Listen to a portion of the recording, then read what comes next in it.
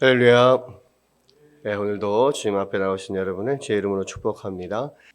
우리 하나님 말씀 함께 보겠습니다. 하나님 말씀 마태복음 22장 23절에서 33절까지의 말씀 다 같이 우리 한 목소리로 합독하겠습니다. 23절부터 33절까지 함께 합독합니다. 부활이 없다 하는 사두개인들이 그날 예수께 와서 물어 이르되 선생님이여 모세가 일렀으되 사람이 만일 자식이 없이 죽으면 그 동생이 그 아내에게 장가들어 형을 위하여 상속자를 세울지니라 하였나이다. 우리 중에 7형제가 있었는데 마지가 장가들었다가 죽어 상속자가 없으므로 그 아내를 그 동생에게 물려주고 그 둘째와 셋째로 7째까지 그렇게 하다가 최후에 그 여자도 죽었나이다. 그런즉 그들이 다 그를 취하였으니 부활 때에 7 중에 누구의 아내가 되리이까? 예수께서 대답하여 이르시되 너희가 성경도 하나님의 능력도 알지 못하는 고로 오해하였도다. 부활 때에는 장가도 아니가고 시집도 아니가고 하늘에 있는 천사들과 같으니라.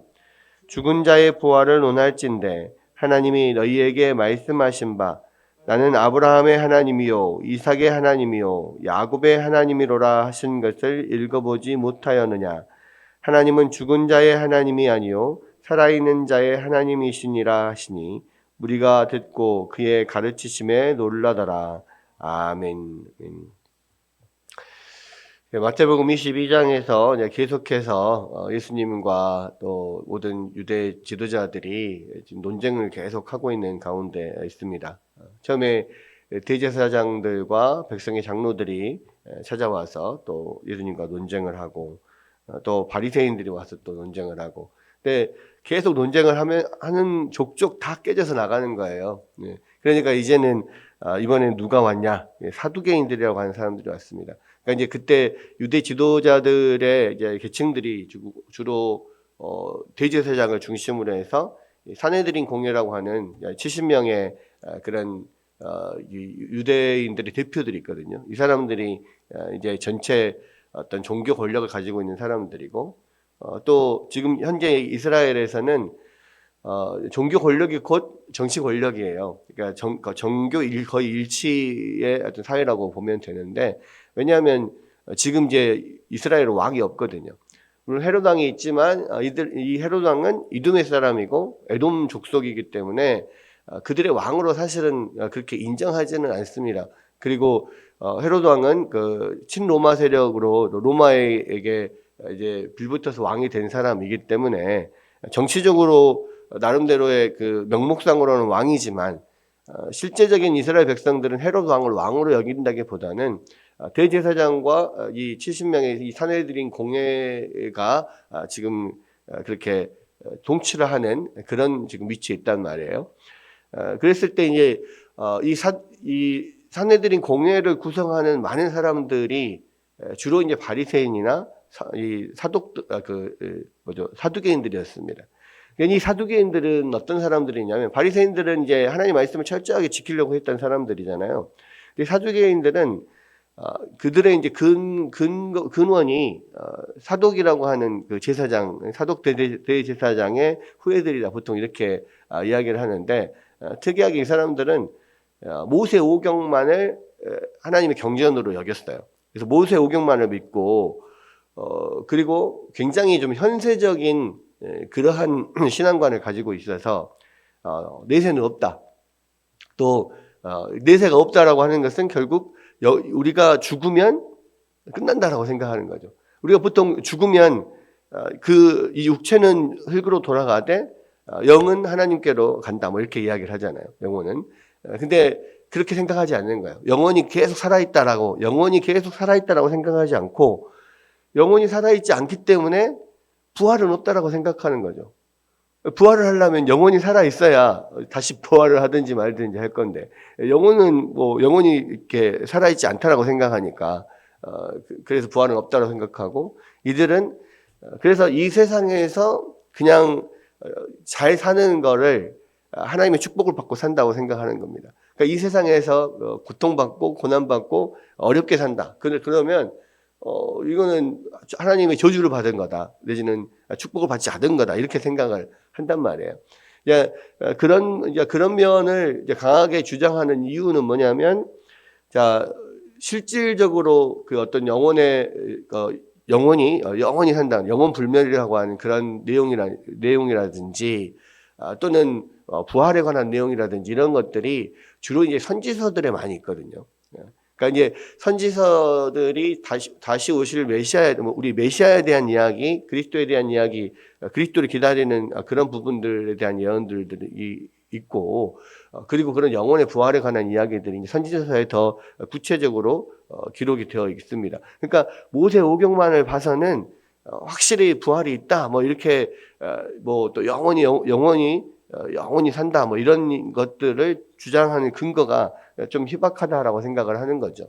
그래서 이 사두개인들은 이 영원 불멸과 내지는 부활을 믿지를 않는 겁니다.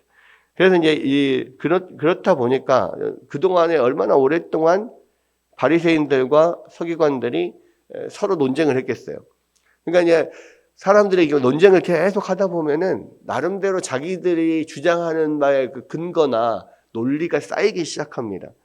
그래서 요렇게 이야기를 하면 이 사람들이 꼼짝 못할 거다라고 하는 나름대로의 그런 논리를 자기들이 만들어 가거든요. 근데 그 중에서 부활이 없다라고 했을 때 그냥 부활이 없다라고 하는 증거로서 가장 이 사람들이 발전시켜 온 논리가 뭐냐면 바로 이 예수님께 물어본 이 논리예요.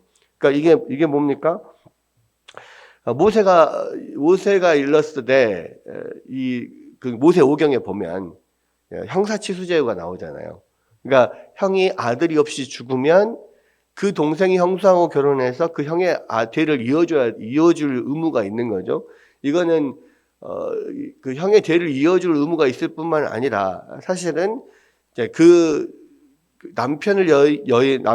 자식이 없이 남편을 먼저 보낸 그 여인을 위한 법이기도 해요. 왜냐하면 이 여자들은 어떤 혼자서 가지고 어떤 재산권이라든지 이런 것들이 여자들에게 없기 때문에 남편이 죽으면 그 아들의 의지에서 살아야 되는데 아들마저 없으면 그러면은 아무데도 의지할 데가 없는 거예요. 그러니까 뭐 먹고 살 길이 없는 거죠. 그래서 이제 과부와 고아가 이때 당시에 가장 불쌍한 사람들이다, 이렇게 이야기를 하는 건데, 그러다 보니까 이제 이 형사치수 또는 계대결혼이라고 하는 법을 만들어 놓은 겁니다. 그런데 이제 이거를 가지고 7 형제가 다 아들이 없이 죽고 그 형수와 계속 결혼을 했는데도 불구하고 아들이 없이 죽고 형수도 죽었다 그랬을 때 나중에 그런 부활하면 그럼 누구의 남편이 누가 이 여자의 남편이 될 거냐? 이게 상당히 이 청사시도 제도를 가지고 부활이 있으면 곤란할 어떤 상황을 만든 겁니다. 만든 거죠. 그래서 이제 그러면 누구의 남편이라고 해야 되냐? 이 이야기를 하면 이게 뭐 답을 할 수가 없는 거죠. 부활하고 그래요? 부활을 하면 그럼 누구의 남편이 되는 거지? 근데 이런 논리를 가지고 그러니까 부활이 없는 거야, 이렇게 지금 이야기를 하려고 이런 논리를 가지고 나온 겁니다. 근데 이제 이런 것들이 다른 사람들에게는 다 통했는데 예수님께는 통하지 않는 거죠. 그렇게 물어보니까 지금 예수님이 뭐라고 이야기를 합니까? 예수님 대답하여 이르시되 너희가 성경도 하나님의 능력도 알지 못하는 거로 오해하였도다. 부활 때에는 장가도 아니가고 시집도 아니가고 하늘에 있는 천사와 같으니라, 이렇게 이야기를 하죠. 그러니까 예수님께서 그렇게 이야기합니다. 너희가 성경도 모르고 하나님의 능력도 모르기 때문에 그런다. 그러니까 하나님의 능력이라고 하는 것은 결국 뭡니까? 죽은 자도 살리시는 하나님이시잖아요. 그리고 충분히 하나님은 그런 죽은 자를 살리실 수 있는 하나님이시다라는 거, 그런 능력에 관한 이야기를 하는 거고요. 또 성경을 제대로 너희가 알지 못해서 그런 일을 하는 거다, 그런 이야기를 하는 건데, 뭐냐, 부활 때는 장가도 아니가고 시집도 아니가고 하늘에 있는 천사들과 같다.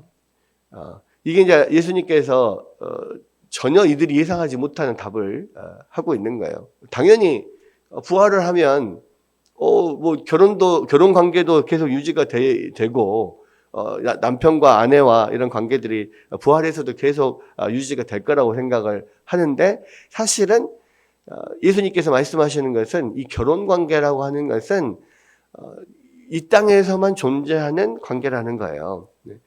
그게 여러분 이제 이게 어떤 거냐면, 사실 하나님께서 우리 가운데 이 한 남자와 한 여자가 만나서 한 몸을 이루어서 한 가정을 이루면서 사는 이것은, 하나님께서 이 결혼 제도를 만드신 이유가 뭐냐라고 했을 때, 하나님과의 그런 우리와의 어떤 그런 사랑의 관계, 이러한 것들을 지금 우리 현 시대에서, 이 세상에서 부부 관계를 통해서 그 하나님과 우리의 관계가 어떤 관계인지를 그 일부분 느껴봐라고 만들어 주신 거라는 거예요. 그러니까 결혼 관계와 부부 간의 관계와 또 가정 안에서 낳은 하나님과 자녀와, 그러니까 우리와 자녀와의 관계가 하나님과 우리와의 관계를 그 일면을 보여주는 거죠. 그래서 부부 관계는 서로가 정말 정말 한 몸처럼, 하나처럼, 이 삼위일체 하나님이 한 몸이신 하나인 것처럼, 부부가 정말로 둘이지만 하나로서의 그런 삶을 살아가면서 서로 사랑을 나누면서 삼위일체 하나님의 그 일면을 경험하게 하는 것이고요.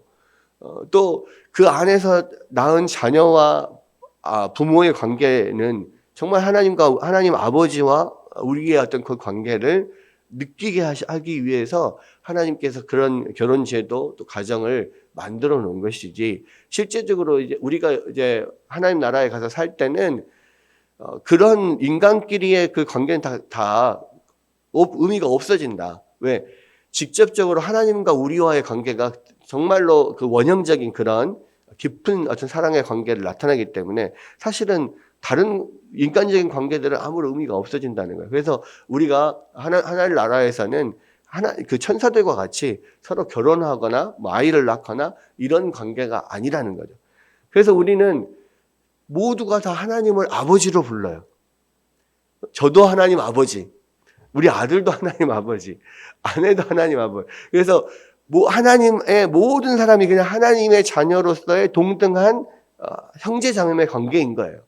그냥 하나님을 아버지로 한 모든 사람들이 다 형제인 거죠. 그러니까 그런 부분에 대해서 전혀 이 세상 사람들은 또는 이때 당시에 그런 유대인들은 알 수 없는, 정말로 하늘에서 오신 분만이 알 수 있는 그러한 대답을 지금 하고 있는 거죠. 그러니까 이 대답을 통해서도 정말로 예수님이 하나님의 아들이시고 하늘에서부터 온 선지자구나, 사실 이제 이렇게 알 수가 있는 거죠. 그래서 이 부분은 전혀 생각하지 못하는 것을 예수님께서 지금 말씀하신 거고요. 또 하나는 31절에 보면 죽은 자의 부활을 논할진대 하나님이 너희에게 말씀하신 바 나는 아브라함의 하나님이요 이삭의 하나님이요 야곱의 하나님이로라 하신 것을 읽어보지 못하였느냐. 하나님은 죽은 자의 하나님이 아니요 살아있는 자의 하나님이라 하시니 우리가 듣고 그의 가르치심에 놀라더라. 자, 이 이야기는 뭐냐면 이 사두개인들이 성경으로 인정하는 모세 오경에 나와 있는 이 말로 지금 대답을 하신 건데, 이게 나는 아브라함의 하나님이요 이삭의 하나님이요 야곱의 하나님이다, 이 이야기는 출애굽기에 떨기나무의 불꽃 가운데서 모세를 만나실 때 모세에게 하신 말씀이거든요. 내가 바로 여호와로라. 이 아브라함의 하나님, 이삭의 하나님, 야곱의 하나님이었던 그 여호와다, 이렇게 이야기를 합니다. 근데 여기에서 시제상으로요, 나는 아브라함의 하나님이었고 이삭의 하나님이었고 야곱의 하나님이었다라고 말하지 않고 현재 그 시제를 써서 나는 아브라함의 하나님, 이삭의 하나님이다, 그리고 야곱의 하나님이다, 이렇게 이야기를 한 거예요. 이게 그러면서 하나님께서 모세에게 그 아브라함의 하나님, 이삭의 하나님, 야곱의 하나님이다, 현재형을 써서 그렇게 이야기를 한 이유가 뭐겠느냐라는 겁니다. 그게 두 가지죠. 하나님은 영원하신 하나님이라는 뜻이기도 하지만 실제적으로 아브라함과 야곱과 이삭 그리고 모세, 그 모세 시대에 나타나신 그 하나님이요 여전히 아브라함의 하나님인 거예요. 그 이야기는 아브라함이 여전히 살아있다는 이야기입니다. 그러니까 지금 이것을 가지고 예수님께서 하신 말씀은 뭐냐면, 그러니까 이 사두개인들이 부활이 없다라고 하는 이유는 영혼 자체, 영혼 불멸 자체, 육체가 죽어도 영혼이 살아있다는 것 자체를 부정하거든요. 근데 영혼이 살아있다는 것을 인정을 한다면 결국은 부활도 인정하는 것과 같은 거예요. 그래서 영혼이 살아있다, 영혼 불멸과 부활은 같은 것으로 취급을 합니다. 같은 이야기로 취급을 한다고요. 그래서 지금 예수님께서 하나님께서 모세에게 하신 그 말씀을 통해서 그 아브라함과 이삭과 야곱이 여전히 살아있다라고 하는 것을 지금 보여주신 것이다. 바로 여전히 그들의 하나님이고 모세 너의 하나님이기도 하다라는 것을 보여주신 거다라고 지금 이야기를 하는 겁니다. 그러니까 자기들이 인정하는 모세 오경을 가지고 그렇게 이야기를 하니까 할 말이 없게 되는 거죠. 그런 면인데, 여러분 이제 여기에서 우리가 생각해야 될 게 아까 그 결혼 관계에 대한 이야기에서 우리가 이 시대에 그래서 이 부부 관계나 자녀의 관계나 그 모든 관계가요, 그게 하나님과의 관계의 축약판인 거예요. 그래서 그것을 통하여서 부부의 관계를 통해서 또 자녀 관계를 통하여서 하나님과의 우리의 관계가 이런 관계구나. 그 하나님의 마음을 느낄 수 있어야 돼요.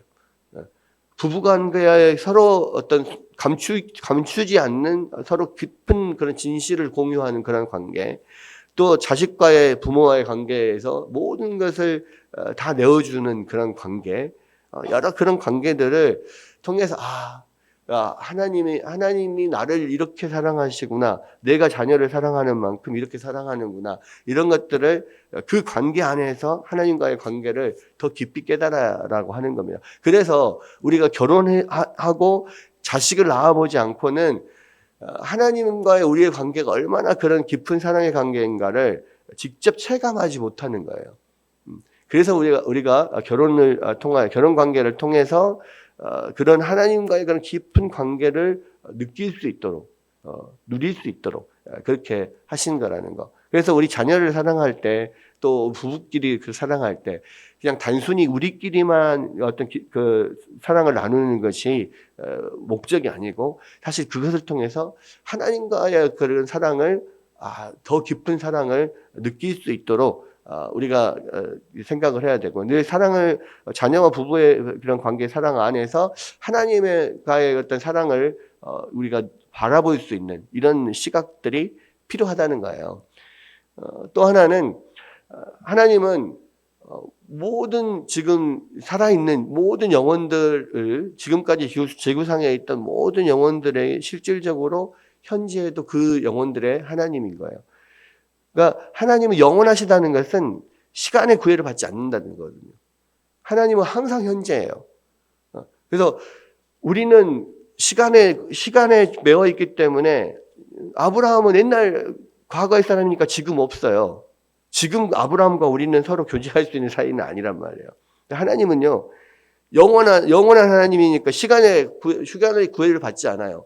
아브라함이나 이삭이나 야곱이나 모세나 우리나 똑같은 현재로 놓고 보시는 분이에요. 그렇기 때문에요, 여러분, 저는 항상 이 성경을 볼 때마다 그런 생각을 해요.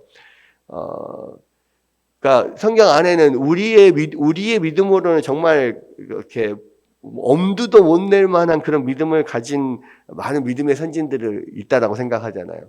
그러니까 그들은 아브라함이니까, 이삭이니까, 야곱이니까, 모세니까 그렇게 할 수 있지. 그런데 우리는 많이 부족하잖아요. 그래서 거기에 발끝도 못 안다라고 생각을 하는데, 여러분, 사실은요, 하나님 앞에서는요, 아브라함이나 이삭이나 야곱이나 모세나 우리나 똑같단 말이에요. 똑같은 존재들이에요.